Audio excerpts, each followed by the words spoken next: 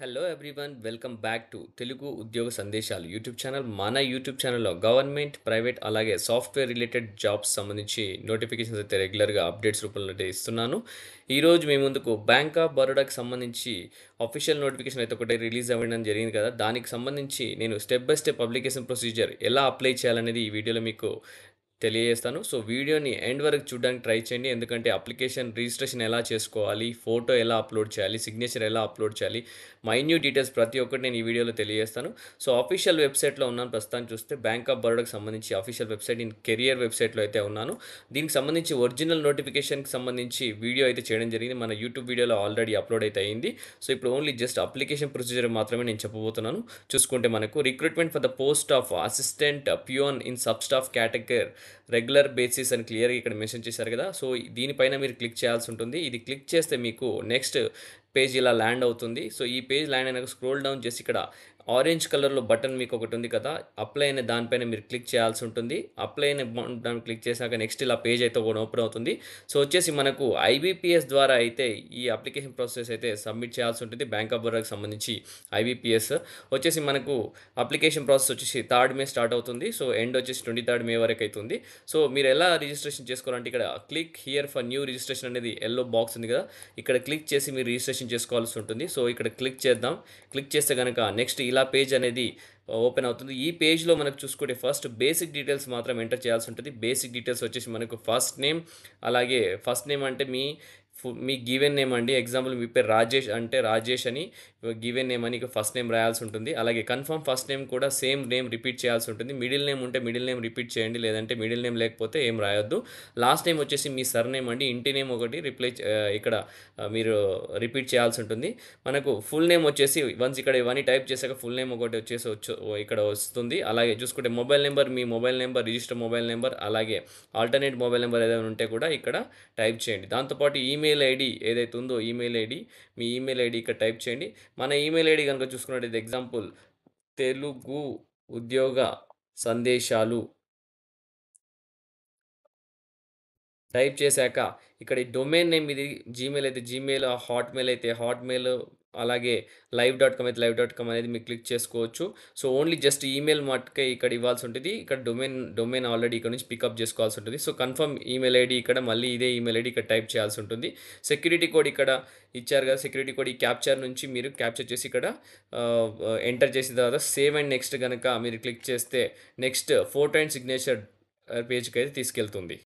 So, నేనైతే basic info అయితే నేను ఫిలప్ చేయడం జరిగింది. బేసిక్ ఇన్ఫో గనుక చూసుకున్నట్టయితే బేసిక్ ఇన్ఫో ఫిలప్ చేసిన తర్వాత నాకు రిజిస్ట్రేషన్ ఐడీ అలాగే పాస్వర్డ్ కూడా ఇవ్వడం జరిగింది మనకు చూసుకున్నట్టయితే. సో, నెక్స్ట్ చూసుకుంటే మనకు పాస్‌పోర్ట్ సైజ్ ఫోటో ఇక్కడ అప్‌లోడ్ చేయాల్సి ఉంటుంది. పాస్‌పోర్ట్ సైజ్ ఫోటోకి సంబంధించి మీకు లెంత్ ఎంత ఉండాలి, 4.5 సెంటీమీటర్స్ టు 3.5 సెంటీమీటర్స్ ఉండాలని చెప్పి క్లియర్‌గా మెన్షన్ చేయడం జరిగింది. మనకొచ్చేసి ఇక్కడ గైడ్‌లైన్స్ కూడా ఇవ్వడం జరిగింది. చూసుకుంటే ఫోటోగ్రాఫ్ అండ్ సిగ్నేచర్‌కి సంబంధించి గైడ్‌లైన్స్ ఇచ్చారు.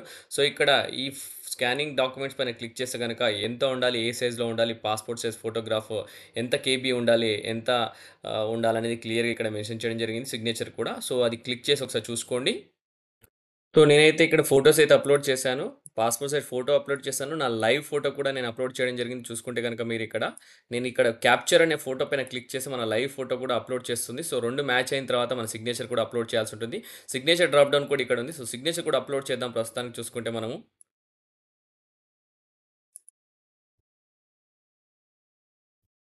సో, నేను సిగ్నేచర్ కూడా అప్‌లోడ్ చేసేసాను. చూసుకుంటే మీకు వచ్చేసి మనకు ఇక్కడ చెక్ బాక్స్ అయితే ఉన్నాయి. ఇక్కడ చూసుకుంటే మనకు ఇక్కడ 2 చెక్ బాక్స్ అయితే ఉన్నాయి. 2 చెక్ బాక్స్ క్లిక్ చేసి మీరు నెక్స్ట్ బటన్ కొడితే గనక నెక్స్ట్ మనకొచ్చేసి ఫుల్ డీటెయిల్స్‌లోకి తీసుకెళ్తుంది. సో, డీటెయిల్స్‌లో ఏం ఎంటర్ చేయాలనేది ఇక్కడ క్లియర్‌గా మెన్షన్ చేశారు.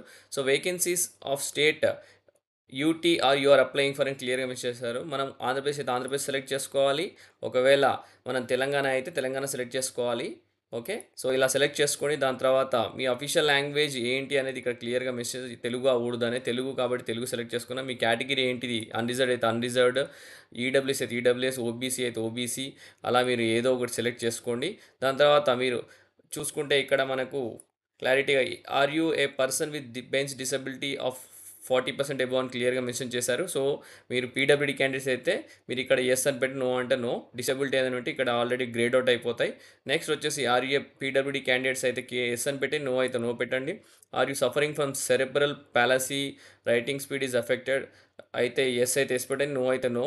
సో ఇవన్నీ ఆల్రెడీ మనం డిఫాల్ట్గా సెలెక్ట్ చేసేసుకుంటుంది కాబట్టి are you a person with specified disability covered under the definition of section 2 అని అడిగిండు. సో అది అక్కడ నో కాబట్టి నో పెట్టడం జరిగింది. సో నెక్స్ట్ వచ్చేసి మనకు religion do you belong to అని చెప్పి క్లియర్గా ఇచ్చాడు. సో బుద్ధిస్ట్ అయితే బుద్ధిస్ట్, క్రిస్టియన్ అయితే క్రిస్టియన్, హిందూ అయితే హిందూ, ముస్లిం అయితే ముస్లిం. సో నేను హిందూ కాబట్టి హిందూ సెలెక్ట్ చేస్తున్నా. Do you belong to religious community, a religious minority community అయితే ఎస్ అని పెట్టాలి, ముస్లిం అయితే నో కాబట్టి నో పెడుతున్నాను. Are you ex service man, మీరు ఎవరైనా ఎక్స్ సర్వీస్ మ్యాన్ అంటే ఆర్మీలో పనిచేసిన అయితే ఎస్ అని పెట్టండి, నేను నో కాబట్టి no. Are you disabled ex service man, అది కూడా మీరు ఒకవేళ ఎస్ అయితే ఎస్ పెట్టండి, నో అయితే నో పెట్టండి. సో నెక్స్ట్ వచ్చేసి మనకు are you dependent service men killed in action డిఎక్సెస్ అని ఉంది. ఎస్ అయితే ఎస్ పెట్టండి, నో అయితే నో పెట్టండి. సో నెక్స్ట్ వచ్చేసి are you seeking relaxation under widow, divorced men and women legally separated from their husband అని క్లియర్గా మెన్షన్ చేశారు. మీ ఒకవేళ హస్బెండ్తో డివోర్స్ అయ్యి ఉన్నా కానీ ఏమన్నా మీరు రిలాక్సేషన్ తీసుకుంటారా దాన్ని బట్టి ఎస్ అయితే ఎస్ పెట్టండి, లేదంటే నో అంటే నో పెట్టండి. సో నేషనాలిటీ సిటిజన్షిప్ వచ్చేసి మీరు ఇండియన్ కాబట్టి ఇండియన్ పెట్టండి. సెంటర్ ఆఫ్ ఎగ్జామినేషన్ ఎక్కడ కావాలో చెక్ చేసుకుంటే కనుక మనకు సెంటర్ ఆఫ్ ఎగ్జామినేషన్ వచ్చేసి హైదరాబాద్ వాళ్ళకు వచ్చేసి మనకు హైదరాబాద్ అయితే ఉంది, ఇక్కడ క్లియర్గా మెసేజ్ చేశారు. ఒకవేళ విశాఖపట్నం, వైజాగ్ వాళ్ళు సెలెక్ట్ చేసుకోవాలనుకుంటే వాళ్ళకు కూడా విశాఖపట్నం అనేది ఇక్కడ క్లియర్గా మెన్షన్ చేయడం జరిగింది. Kindly indicate medium of paper in examination, ఏ ఏ మీకు ఎగ్జామినేషన్ ఏ ఏ లాంగ్వేజ్లో రాయాలనుకుంటున్నారు ఆ లాంగ్వేజ్ మీడియం ఎక్కడ అయితే సెలెక్ట్ చేసుకోవాలి. ఒకవేళ ఇంగ్లీష్ అండ్ హిందీ అంటే English and Hindi, English and Telugu అంటే ఇంగ్లీష్ అండ్ తెలుగు అని సెలెక్ట్ చేసుకోండి. డేట్ ఆఫ్ బర్త్, ఒకవేళ మీ డేట్ ఆఫ్ బర్త్ సంబంధించి మీ డేట్ ఆఫ్ బర్త్ ఒకటైతే ఇక్కడ సెలెక్ట్ చేసుకోండి. డేట్ ఆఫ్ బర్త్ వచ్చేసి okay. So date of birth కూడా మీరు సెలెక్ట్ చేసుకోండి. డేట్ ఆఫ్ బర్త్ సెలెక్ట్ చేసుకున్న తర్వాత మీకు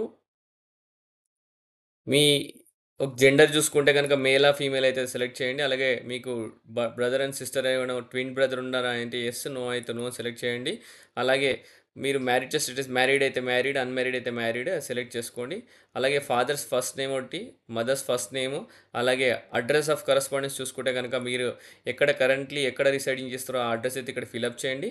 అలాగే మీ పర్మనెంట్ అడ్రస్ ఎక్కడుందో అది ఫిలప్ చేయండి. ఒకవేళ అడ్రస్ ఇప్పుడు ఏదైతే ఉంటుందో అదే పర్మనెంట్ అడ్రస్ అయితే ఇదైతే క్లిక్ చేయాల్సి ఉంటుంది. ఈ చెక్ బాక్స్ క్లిక్ చేయండి, రెండు సేమ్ అడ్రస్గా తీసేసుకుంటుంది.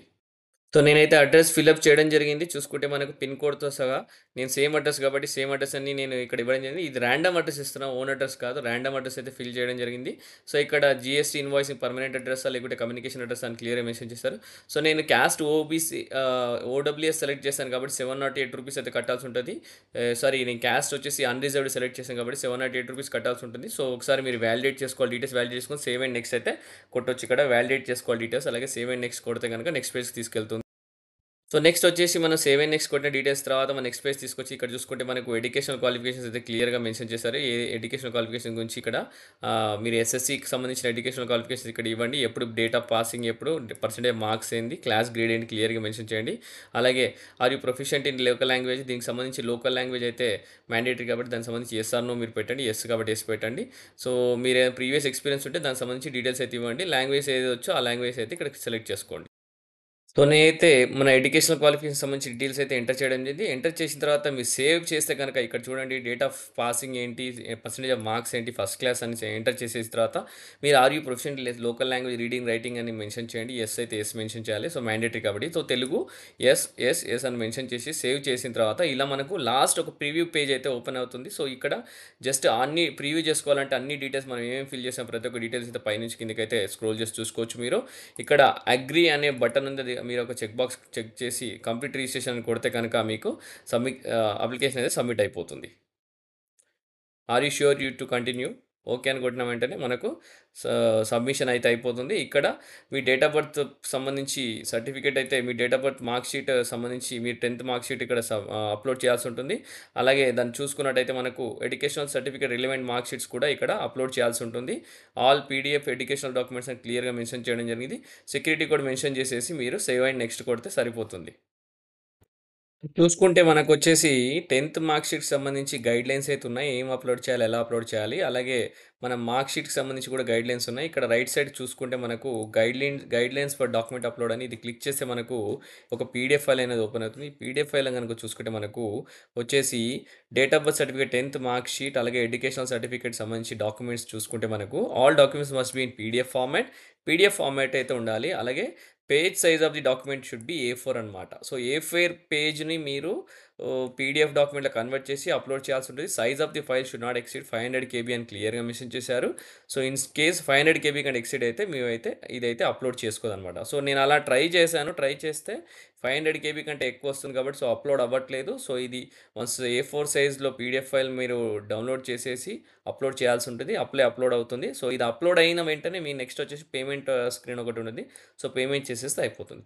ఇది అండి application step by step procedure మీకు అన్ని స్టెప్స్ అయితే ఎక్స్‌ప్లెయిన్ చేయడం జరిగింది. సో, వీడియో మీ అందరికి నచ్చిందనుకుంటా. నచ్చితే వీడియోని లైక్ చేసి మాక్సిమం వీడియోని షేర్ చేయడానికి ట్రై చేయండి. ఇంతటితో వీడియోని ముగిస్తున్నాను. Thank you for watching the video. Have a great day.